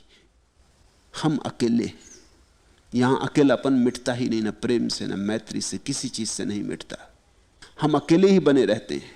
हम चेष्टा कर लेते हैं मिटाने की, अकेलेपन को भुलाने की, लेकिन तुमने कभी ख्याल नहीं किया, कभी तुम्हें याद नहीं आती किसी क्षण में कि हम बिल्कुल अकेले हैं। पत्नी पास बैठी और तुम अकेले हो, बेटा पास खेल रहा है और तुम अकेले हो, पिता पास बैठे हैं और तुम अकेले हो। परिवार में बैठे बैठे कभी तुम्हें यह याद आई या नहीं कि तुम बिल्कुल अकेले हो? कौन किसका साथी है? और इसका यह मतलब नहीं है कि बुद्ध ये कह रहे हैं पत्नी का कोई दोष है कि तुम्हें साथ नहीं दे रही। पत्नी भी अकेली है। बुद्ध ये भी नहीं कह रहे हैं कि इसमें किसी का दोष है। ऐसा मत करना है जाके घर के अपनी पत्नी को कहो कि तू मुझे प्रेम नहीं करती, मैं अकेला हूं। अपने बेटे से कहो कि तू मुझे ठीक से प्रेम कर क्योंकि मैं अकेला हूं। नहीं, वे लाख उपाय करें तो भी तुम अकेले हो। अकेला होना नियति है, इसे बदला नहीं जा सकता। इसे हम भुला सकते, छिपा सकते, मगर इससे छुटकारे का कोई उपाय नहीं। यह स्वाभाविक है। मृत्यु इस अकेलेपन को दिखा देती। बुद्ध कहते हैं कोई बचाएगा नहीं, कोई साथ आएगा नहीं। तो इन पर बहुत ज्यादा दार मदार मत रखो, अभी से अकेले हो जाओ। जो मौत करेगी उसे तुम अपने हाथ से कर दो, फिर मौत को कुछ भी ना बचेगा तुमसे छीनने को। जो मौत छीनेगी तुम स्वयं दे डालो, यही त्याग का अर्थ है। जो मौत छीन लेगी तुम स्वयं कह दो कि मेरा नहीं है। मौत छीनेगी तो अपमान होगा, तुम स्वयं दे डालो तो सम्मान है। संसारी और सन्यासी में इतना ही फर्क है। संसारी पकड़े रहता है, मौत उससे जबरदस्ती छीनती, और सन्यासी भेंट कर देता। मगर दोनों में बड़ा फर्क हो गया। जिसने भेंट किया उस पर मौत का बस नहीं चलता, और जिससे छीना झपटी करनी पड़ी मौत को, उस पर बस चल जाता है। इस बात को समझकर पंडित और सीलवान पुरुष को निर्वाण की ओर जाने वाले मार्ग की खोज में और सफाई में तुरंत चल देना चाहिए। एत मत्थ वसम ज्ञत्वा पंडितो सील संवतो निब्बानम गमनम मग्ग क्षिप्यमेव विशोध ए। बुद्ध कहते हैं अब तू जाता है एक लंबी यात्रा पर, अकेला रहेगा। अभी से बीज बो डाल इस बात के कि खोजने योग्य तो निर्वाण है, कि खोजने योग्य तो अपने भीतर का अंतस्थल है, कि खोजने योग्य तो एक ही बात है। वह बात है सब भांति जीवन की वासना से मुक्त हो जाना, सब तृष्णा से मुक्त हो जाना। इस बात को समझकर पंडित और सीलवान पुरुष को निर्वाण की ओर जाने वाले मार्ग की खोज में लग जाना चाहिए और तुरंत अपने भीतर सफाई करने लगना चाहिए, ताकि उस मार्ग के संबंध में समझ गहरी हो सके। मार्ग तो है लेकिन हमारे मन साफ सुथरे नहीं, इसलिए दिखाई नहीं पड़ता। क्षिप्यमेव विशोधे, उसका विशोधन करना होगा, खोजना होगा, साफ सुथरा करना होगा। शायद जन्मों जन्मों की तृष्णा के कारण रास्ता टूट फूट गया है, शायद जन्मों जन्मों की वासना के कारण कूड़ा करकट से रास्ता दब गया है, शायद जन्मों जन्मों से तुम उस अपने भीतर के मार्ग पर गए नहीं, अवरुद्ध हो गया है, झाड़ झंखाड़ उग गए। उस रास्ते को साफ करना चाहिए। ध्यान उस रास्ते को साफ करने की विधि है। और जब रास्ता साफ हो जाता है और तुम ध्यान के मार्ग से अपने भीतर अपने आखिरी केंद्र पर पहुंच जाते हो, जिसके पार कुछ भी नहीं है, तो समाधि। ध्यान है मार्ग, समाधि है मंजिल। मृत्यु को देखकर व्यक्ति को ध्यान में लग जाना चाहिए और समाधि को पाने की एक ही अभीप्सा बचे, सब उस पर दांव लगा देना चाहिए। धन्य भागी हैं वे जो ध्यान की दशा में चल पड़े, जो ध्यान की दिशा में उन्मुख हो गए। और उनके भाग्य का तो कहना क्या, जो समाधि को उपलब्ध हो जाते। ये सूत्र तुमसे कहे गए, ये सूत्र एक एक तुमसे ही कहे गए। ये संदर्भ तुम्हारा संदर्भ है। ख्याल रखना, ऐसी घटना घटी या नहीं घटी इसका कोई मूल्य नहीं है। मेरा इतिहास में कोई रस नहीं है। ऐसी घटना घटी या नहीं घटी, कुछ पागल इसी में लगे रहते, इसी फिक्र में लगे रहते हैं कि सच में ऐसा हुआ कि एक युवक घाट पर 500 बैलगाड़ियां लिए वासनाओं में उलझा था। सच में ऐसा हुआ? कब हुआ? किस स्थिति में हुआ? फिर बुद्ध ने कैसे उसके विचार पढ़े? ऐसा हुआ, ऐसा हो सकता है। फिर 7 दिन में वो समाधि को उपलब्ध हो गया। ये बात जस्ती नहीं। इतनी वासनाओं में उलझा हुआ आदमी एकदम से रूपांतरित हो गया, ये बात हो कैसे सकती है? बहुत ऐसे लोग हैं जो इतिहास का विचार करते, संभावना का विचार करते, वो चूक जाते। ये कथाएं इतिहास नहीं है, ये कथाएं पुराण है। पुराण और इतिहास में फर्क है। इतिहास का मतलब होता है जो हुआ, पुराण का अर्थ होता है जो अभी भी हो रहा है। फर्क समझ लेना। इतिहास का मतलब है जो होकर चुक गया, पुराण का मतलब है जो सदा हो रहा है। ये कथा पुराण है। इस देश में हमने इतिहास तो लिखा ही नहीं, हमने इतिहास की बहुत फिक्र नहीं की। इतिहास तो 2 कौड़ी की बात है। इससे क्या मूल्य कि किसी सुबह फलां तिथि में, सोमवार के दिन, फलां वर्ष में, फलां संवत में फलां व्यक्ति के साथ ये घटना घटी या नहीं घटी, इसका कोई मूल्य नहीं है। श्रावस्ती रही हो न रही हो, नदी तट रहा हो न रहा हो, ये युवक वहां ठहरा हो न ठहरा हो, इससे कुछ अंतर नहीं है। समय की नगरी के तट पर हम सब ठहरे, समय की धार बही जा रही और हम रेत पर अपने अपने भवन बनाने की योजनाएं कर रहे हैं। और सदा इस जगत में बुद्ध पुरुष हैं जो तुम्हें चेता रहे हैं, जगा रहे हैं। सदा बुद्ध पुरुष हैं जो तुम्हारे मन को पढ़ने में समर्थ हैं। सदा बुद्ध पुरुष हैं जो तुम्हें एक ही बात याद दिला रहे हैं कि मौत आती है, मौत आ रही है, ये मौत आ गई, बस थोड़ी दूर और, अभी कुछ कर लो। देर तो हो चुकी है लेकिन अभी भी कुछ कर लो तो बहुत देर नहीं हुई। इसे मैं कहता हूं पुराण। पुराण का शाश्वत मूल्य है, इतिहास का कोई बड़ा मूल्य नहीं है। इतिहास तो कभी घटता है, मगर पुराण सदा घटता रहता है। पुराण का अर्थ है पहले भी घटा, अभी भी घट रहा है, आगे भी घटेगा। इस पुराण का मतलब समझ लेना, जो कभी चुकता नहीं, पुरता नहीं। पुराण घटता ही रहता, होता ही रहता। सदा ऐसा हुआ है, सदा ऐसा हो रहा है और सदा ऐसा होता रहेगा। इतिहास समय में घटता है, पुराण शाश्वत की तरफ इंगित करता है। जिस दिन तुम इन सूत्र संदर्भों को इस भाव में समझोगे, तुम पाओगे ये तुम्हारे लिए सीधे सीधे दिए गए सूत्र हैं। ये तुम्हारे लिए, ये तुम्हारी बीमारी का उपचार है, ये औषधि तुम्हारे लिए है। नहीं तो अक्सर ऐसा होता है, किसी और को कहा बुद्ध ने, 2500 साल पहले कहा बुद्ध ने, अब तो संगत भी नहीं है।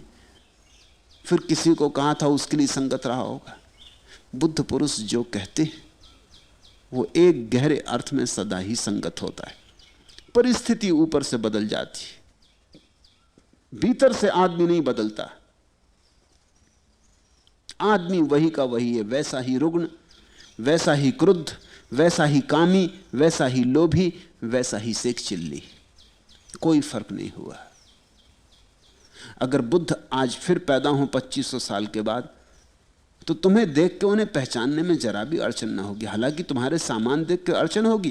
कार उन्होंने नहीं देखी थी, रेडियो उन्होंने नहीं देखा था, टेलीविजन नहीं देखा था। तुम्हारा घर देख के चौंकेंगे, तुम्हें देख के जरा भी नहीं चौंकेंगे। फर्क समझ लेना। तुम्हारा घर देखेंगे तो जरूर चौंक जाएंगे। रेडियो और टेलीविजन और बिजली और पंखा और फ्रिज और कार और सब देख के चौंक जाएंगे। एक एक चीज को पूछने लगेंगे, ये क्या है, ये कैसे हुई, ये कब हुई, ये हो भी कैसे सकती है। उन्होंने बैलगाड़ियां देखी थी, हाथ से झलते पंखे देखे थे, बिजली का कोई पता न था, फ्रिज तो होते न थे। उन्होंने दूसरे तरह की दुनिया देखी थी। लेकिन आदमी जब वो तुम्हारी तरफ देखेंगे तो उन्हें जरा भी विस्मय ना होगा। तुम वही के वही युवक श्रावस्ती के बाहर ठहरा, 500 बैलगाड़ियों में सामान भरे, सोच रहा ऐसे महल बनाऊंगा, ऐसी सुंदरियां पालूंगा, ऐसी ऐसी योजनाएं, ऐसी ऐसी कामनाएं पूरी करूंगा। साल भर और ऐसा धंधा चल जाए तो लखपति हो जाऊंगा। तुम्हें देख के जरा भी न चौंकेंगे। निश्चित ही वह युवक अगर सोचता तो सोचता, कब मेरे पास 1000 बैलगाड़ियां हो जाएं। स्वभाव था। तुम बैलगाड़ियों की सोचोगे ही नहीं, बैलगाड़ी की दुनिया गई। लेकिन आदमी वही का वही। सिक्के बदल जाते, लोभ नहीं बदला। वो युवक और तरह के सिक्के गिनता था, तुम और तरह के नोट गिनोगे, मगर गिनने वाला मन नहीं बदला, संग्रह करने वाला मन नहीं बदला। आदमी नहीं बदला है। आदमी तो बदलता ही एक चीज से है, वो है ध्यान। समय से नहीं बदलता, समय तो घूमता चला जाता। आदमी वही का वही, चीजें बदल जाती, वासना के विषय बदल जाते, लेकिन वासना नहीं बदलती। तुम्हें देख के बुद्ध को जरा भी अड़चन ना होगी। तुम्हें देख के वो तत्क्षण पहचान लेंगे अपने पुराने परिचितों को, कोई भेद नहीं होगा। आदमी ठीक वैसा का वैसा। एक कहावत है कि सूरज के तले कुछ भी नया नहीं, और दूसरी कहावत है कि सूरज के तले सब कुछ नया है। दोनों कहावतें सही हैं। जहां तक बाहर की बातों का संबंध है, सूरज के तले सब कुछ नया है, कुछ भी पुराना नहीं। जहां तक भीतर की बातों का संबंध है, सूरज के तले सब कुछ पुराना है, कुछ भी नया नहीं। घर बदल गए, रास्ते बदल गए, साज सामग्री बदल गई, आदमी वही का वही, परिस्थिति बदल गई, मन स्थिति वही की वही है। इसलिए ये जो संदेश हैं, ये कभी भी बासे नहीं पड़ते, पुराने नहीं पड़ते। इन्हें पुनरुज्जीवित किया जा सकता है। इनमें से फिर तुम्हारे लिए ज्योति जल सकती, फिर दिया प्रकट हो सकता है। इनसे तुम्हें फिर राह मिल सकती है। अपनी राह खोजो इन सूत्रों के सहारे। सुगत ने ठीक ही कहा है, जो ठीक से जा चुके वही ठीक कह सकते। जो उलझे हैं इस संसार में, वे तो जो भी कहेंगे वो ठीक नहीं हो सकता। रुग्ण स्वयं है, उनका स्वयं का उपचार नहीं हुआ। जो ठीक से इस संसार से मुक्त हो चुके, जो इस संसार पर तैर गए कमलवत, जिनका अब आने का कोई उपाय नहीं रहा है, जिनकी आखिरी जाने की विदा आ गई, जो सागर के तट पर खड़े हैं और सागर में उतरने को हैं, सुगत और फिर कभी ना लौटेंगे। उनकी बात ध्यानपूर्वक सुनना, उससे तुम्हारे जीवन में क्रांति आ सकती है। तुम्हारा जीवन भी सांसारिक ना होकर सन्यास का जीवन हो सकता है। और यह क्रांति भीतरी है, ख्याल रखना। तुम चाहे घर में रहो, दुकान में रहो, इससे कुछ फर्क नहीं पड़ता। तुम्हें इतना दिखाई पड़ जाए कि इस जीवन में कुछ पाने योग्य नहीं, पाने योग्य कहीं भीतर है, और तुम उस भीतर की शोध में लग जाओ। विशोध है। और ये जो मार्ग बुद्ध ने कहा, एस मग्गो विशुद्धिया, ये मार्ग है विशोधन का, शुद्धि का। आज इतना ही।